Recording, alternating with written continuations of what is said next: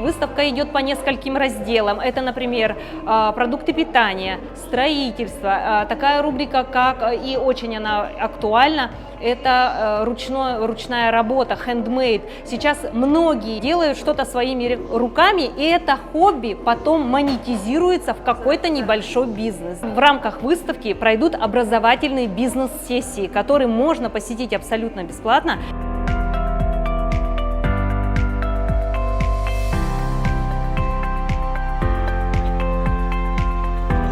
Участвую в этом бизнес-экспо в первый раз. Это мое хобби. Я сама учительница английского языка. Работаю над этим проектом уже второй год.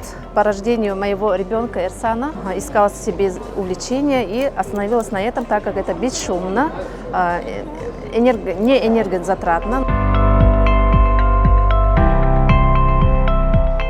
Это приложение, где вы можете зарегистрироваться как частное лицо и также развивать свой бизнес, приобретя цифровой кабинет.